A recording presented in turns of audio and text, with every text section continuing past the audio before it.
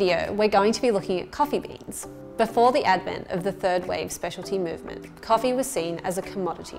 You picked it up in the supermarket, and generally speaking, you had no idea where it came from, what type of beans were used, or when it was roasted. What the third wave specialty coffee movement has done is increase the transparency behind the bean's origins, giving that knowledge back to the consumer.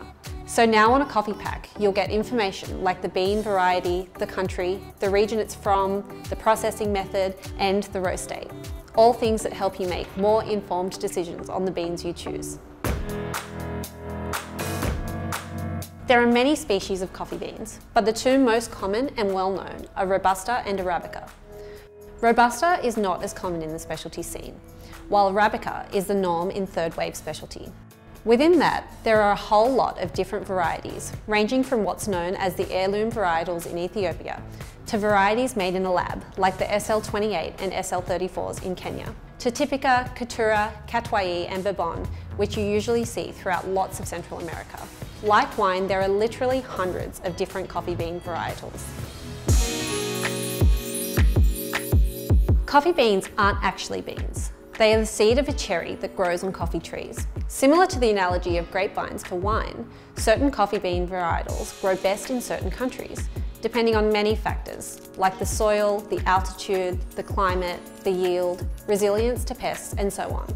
For the farmers, it's also a balancing act. They might ask themselves if they can grow good quality beans that are easily sold for a decent price, or something that might be low yielding but taste amazing and have lots of really unique qualities that are much more marketable. Something like the Gesha varietal. In the past, Gesha was considered too hard to farm because of its low yields, but a few farmers realised how super tasty the beans are, with great sweetness, and now this variety commands a very high price. In terms of regions, coffee beans are grown all over the world between the tropics of Cancer and Capricorn, sometimes referred to as the coffee belt.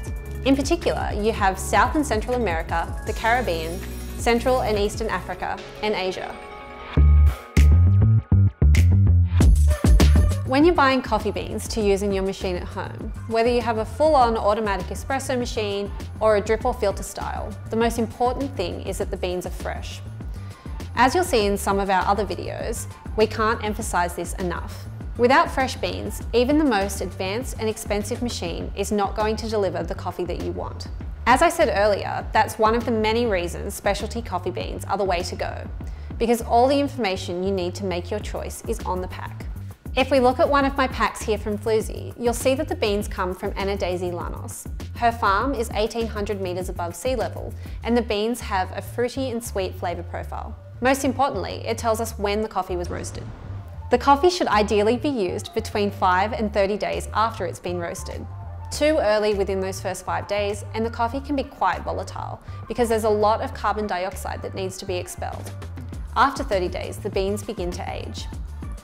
The region and type of flavours are also indicated on the pack.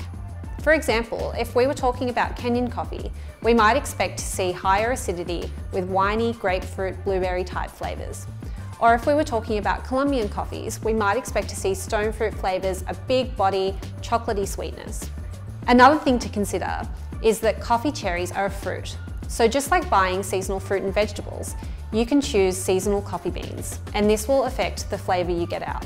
Then there's single origin coffee versus blended coffee. Whiskey is probably the easiest analogy here. So if you want something that's really going to showcase a way of making whiskey, a storage method, the barrel it's matured in and so on, you'd go for a single malt. But if you want something that's an everyday, more balanced whiskey, you might go for a blend. The same applies to coffee. A single origin will be from a certain region, country, or farm, whilst a blend may come from many origins. The other part of choosing coffee beans is the roast level, light, medium, or dark. This will dictate how you make the coffee, and if you want to see more on roasting, check out video 2 in this series. Historically, coffee was roasted dark, and in that a lot of the bitterness comes out as well, because the sugars are perhaps over-caramelized. Nowadays, there is more control over the roasting process, which allows us to bring out different flavors in the beans. Generally, the lighter the bean is, the more acidic it could be, and the more nuanced the flavors. So expect a fruitier flavored coffee. This is generally preferred for drip or filter drinkers. The medium roast offers a balance between acidity and sweetness, while darker roasts lean towards the bitter, chocolatey and fudgy side, flavours that pair well with milk. Ultimately, choosing beans comes down to personal preference. I would suggest you try coffee beans roasted in all styles from many different countries and regions until you find your favourite ones.